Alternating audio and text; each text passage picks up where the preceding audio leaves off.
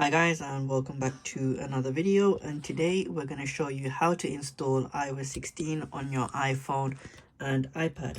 So what you do is go to the betaprofiles.com website, and you'll come up with this display. Now if you want to get it for your iPhone, you press that one, iPad that, and so on. So I've already got it installed, iOS 16. Just to click that, install profile, and then it will ask you to restart your phone, which again I have already done. So now once we go to software update, let it update, and then there we go, download and install. So we'll let that install, and then once that's done, I'll come back to you and show you how iOS 16 looks like on the iPhone 13 Pro Max. A quick note though, I am installing this on my personal phone, so there are going to be bugs, but I've installed the last 3 or 4 iPhone betas, so I'm fine with all of that. But I would recommend you do a backup of your phone, whether it's into iCloud or onto iTunes, just in case you do come up with any issues on iOS 16. They are known to have quite a lot of problems where certain apps won't work, banking apps won't work.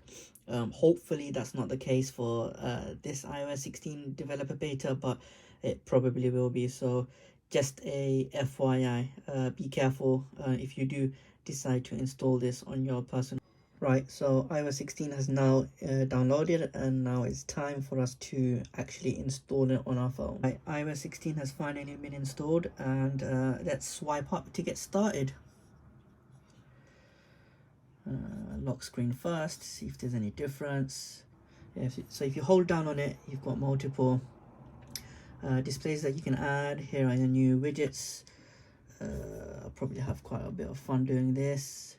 Collections, you've got emoji, new wallpapers, weather and astronomy. Collections, color.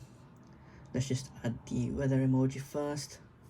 So here you have a list of widgets that you can use. Weather, temperature, wind. So if I exit that, not sure if you can edit the color though, which is a bit disappointing, like you have it on the Apple Watch where you've got colors for pretty much everything. Here it's just standard gray, which is a bit disappointing. So hopefully an update comes for that in the future. So yeah, that's pretty much the main thing for me, the lock screen. I'll probably make another video tomorrow detailing the major changes, but yeah, that's how you install iOS 16 on your iPhone. It's also the same process for the iPad, and I'll probably decide later on whether I want to do it on the iPad or not. But thanks for watching.